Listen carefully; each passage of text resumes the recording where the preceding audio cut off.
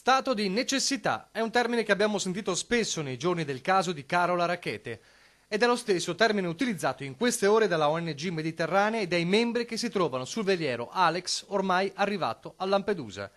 Si profila un nuovo braccio di ferro con il Viminale sui migranti, con Salvini che tuona in queste ore siete complici degli scafisti e stavolta la sfida viene nuovamente dal gruppo che vede tra i suoi capofila anche i veneziani Beppe Caccio e Luca Casarini, che con la Mare Ionio già sbarcarono nell'isola siciliana. Una situazione, quella del veliero Alex, precipitata quando sembrava che l'accordo con Malta per portare i 54 migranti potesse chiudere il caso. Dopo una notte di scambi con i centri di coordinamento dei soccorsi di Malta e Italia e una nota odierna di Mediterranea, è del tutto evidente che partire per il porto di La Valletta nelle attuali condizioni significherebbe mettere a rischio la sicurezza e l'incolumità delle persone a bordo.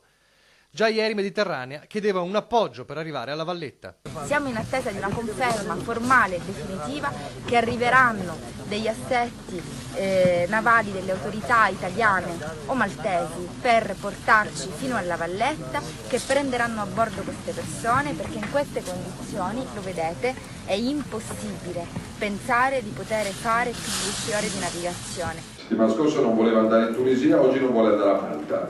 A questo punto però ci dicano quando partano se preferiscono la costiera amalfitana, se preferiscono la dorsale adriatica, se preferiscono la Costa Azzurra oppure le Cinque Terre, in modo tale che si possano organizzare dei viaggi di gradimento di queste ONG. Scherzi a parte, è folle che quando un paese europeo come Malta mette a disposizione il suo porto, qualcuno scherzando con la vita di decine di immigrati a bordo dica di no.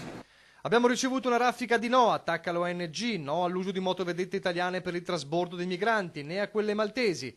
La ONG ha ribadito di non aver mai rifiutato l'accordo con Malta, seppure con riserva. Ha detto fin dall'inizio che siamo disposti a considerare la Valletta un porto sicuro per queste persone, anche se sappiamo che è assurdo fare ancora un giorno di navigazione e prendere in giro anche le italiane e gli italiani, perché sapete tutti che per queste persone che verranno prese da Malta, altrettante verranno prese dall'Italia. Nelle ultime ore l'attacco del Viminale, rifiutano l'offerta del governo italiano, ovvero il trasbordo degli immigrati, a condizione che in porto entri anche l'imbarcazione della ONG Alex. È una provocazione, continua il Viminale, una scorciatoia per dribblare le norme di un altro paese membro dell'Unione Europea. Vogliono l'impunità. Ed è anche qui che la situazione è crollata. Mediterranea sostiene infatti di essere venuta a conoscenza di un accordo tra il governo italiano e maltese per sequestrare l'imbarcazione ed arrestare l'equipaggio. Risultato? Si punta verso Lampedusa, si arriva a Lampedusa. Il braccio di ferro è appena iniziato.